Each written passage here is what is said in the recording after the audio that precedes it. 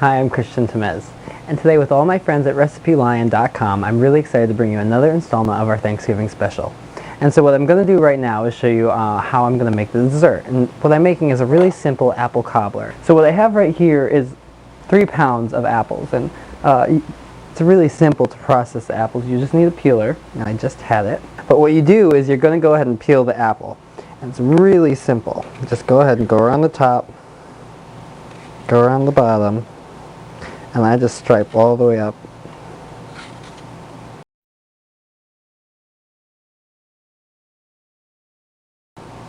Easy and simple. Just go ahead and get rid of all of that. And then what you can do, if you have a melon baller handy, I just happen to, thank goodness, you can go ahead and just cut this apple right in half, right through the core. And you'll see the seeds, and what you do is just take your big part of the melon baller and just take that right out. And you can also go ahead and get the stem from the top and the bottom. And then you're ready to take that apple and slice it into big chunks. These were small apples, so I'm just going to do like 3 chunks, but you want good sized pieces because if they're too thin, they break down, they cook into nothing. Applesauce. You have an applesauce cobbler instead of an apple cobbler. But what I'm going to do is take some brown sugar, take a half of a cup. Just go ahead and put that right in, a half a cup of brown sugar, right into the apples. And you also want to take some flour. See if my 1/4 cup is ready. Just a 1/4 cup of flour, and I know I have it right here.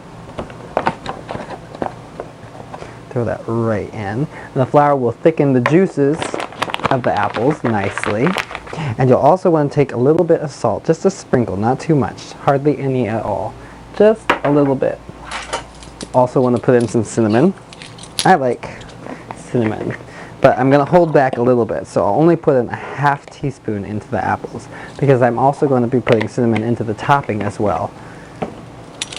But that's it. That is how you prepare an apple for the cobbler. And what I'm going to do is go ahead and take all these apples, peel them and core them and put them in, and I'll be right back. So I went ahead and finished peeling and cutting all the apples, and I tossed them with all the brown sugar and flour and cinnamon, and I put them in a 9 by 9 inch baking dish. And I really like the clear ones because you can see what the juice is bubbling, and that's how you can tell it's done. But anyways, I'm just going to put this aside and focus on the topping. Make sure that doesn't fall, that would be bad. But what I have right here is 1½ cups of brown sugar. I have 1½ sticks of butter as well, unsalted butter. It's just better for the recipe. And since I haven't put any salt in the butter, I'm going to go ahead and just sprinkle just a teeny bit right into the flour. And right here, this is 2 cups of flour, a ½ teaspoon of cinnamon, and a ½ teaspoon of baking powder. It's just pretty much an oatmeal cookie recipe with a little bit more flour and a little bit more butter. And instead of white sugar at all, I'm using only brown because I really like brown sugar for these types of things. It gives a good flavor. But what I'm going to do, make sure your butter is very soft. Just go ahead and smear it right into the sugar. This is called creaming. You can do it with a mixer, but if your butter is the right temperature, you can do it just as fast. Well, not as fast, but you can do it by hand too.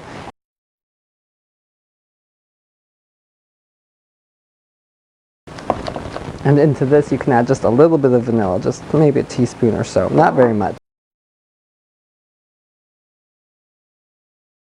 To make sure and you blend all of your dry ingredients together. You want to make sure you don't have any pockets of baking powder and pockets of cinnamon. You want it all evenly dispersed. So a little mix, always helpful. Then go ahead and just dump this right in. And this is going to be a very dry mixture, so don't worry about that. But just keep stirring. And when you see that the mix is starting to change color, starting to darken as the flour is all absorbed into the sugar and butter, I'm going to go ahead and take 3 cups of oatmeal. I'll go ahead and do it this way. And this doesn't have to be precise, so if you accidentally sprinkle a little too much in there, that's fine.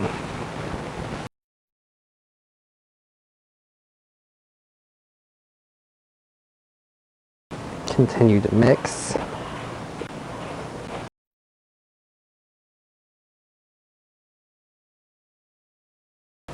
And then, once you've gone all you can do with the rubber scraper, and it's good to keep this round, you can actually use your hands and just go right in and mix it together with your fingers until you have a nice crumbly mix. And it takes a second. You want this to come together, certainly. You definitely want to make sure you have mixed this enough. You can't really over mix it too badly, but as long as you keep it crumbly.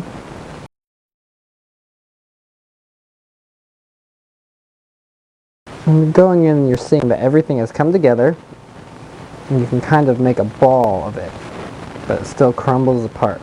That's how you know you're done. All comes together. So now you've mixed enough. Go ahead and bring this back over. And I might have made a little bit too much topping, but that's okay, because what you really want to do is make sure that everything is filled in. Maybe I didn't make too much topping. We'll see. Sprinkle it in, make sure it gets in all the cracks and crevices.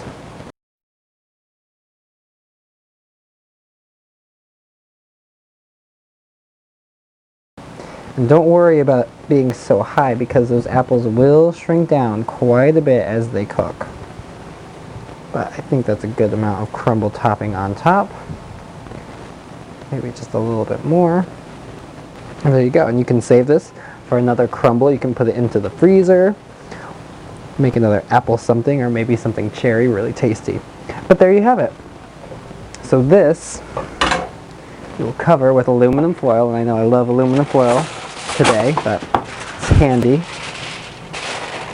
And when you bake it, you'll actually bake it right with the aluminum foil on top, because once again, that's going to stop the crumble topping from browning too much, and it's also going to help keep that moisture in the apple tasty sauce. But you can just put this right into the refrigerator until you're ready to bake it off.